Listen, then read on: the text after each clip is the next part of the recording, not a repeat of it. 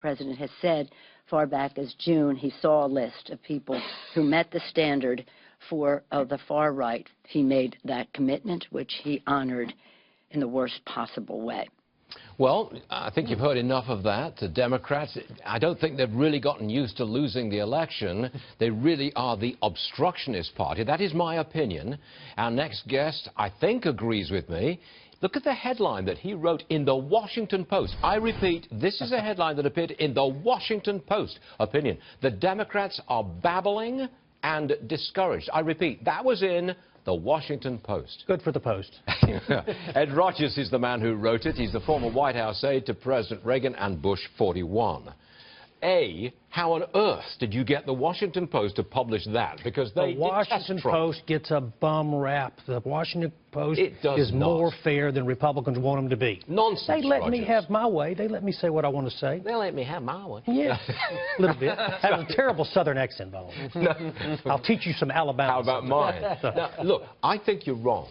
If your headline is the Democrats are babbling and discouraged, they don't seem very discouraged to me. They seem to be strident and, in many ways, getting their message across very well. They're floundering. I mean, Schumer had an infamous breakdown. They don't really have an affirmative agenda. Trump, his football analogy, he's found the edge. He's running around him.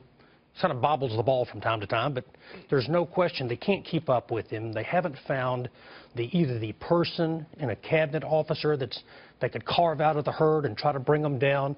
The Supreme Court nominee is not playing into their hands as a good bad guy, nor do they have the votes. Bad gets worse in politics, and it's not finished getting worse for the Democrats yet. I don't think that the country at large sees it that way, because they're being fed a line by the media that Trump has introduced chaos and confusion and everything's going wrong. And it's these noble Democrats who are standing up for principle and America. Well, I don't know if I would give the Democrats that much credit. There's no question that the Trump White House and the president himself create some of his own distractions. But none of that so far has helped the Democrats get their acts together. And it's going to get worse. The Democrats are about to have a very unflattering race contest for the chairmanship of the Democrat National Committee.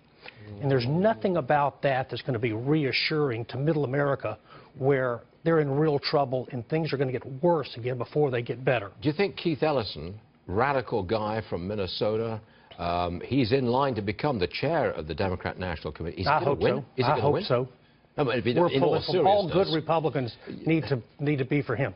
I don't know. It's between him and the former Secretary of Labor, but both of them are true leftists. There's no pretext about them being free market. They're becoming an anti-white, anti-capitalist party, and it's going to crystallize in this DNC race. That's fascinating. Ed Rogers, thank you very much for being with us. Good to be here. Thank you. Keep those headlines coming in the Washington Post. The Post is fair. Stick with them.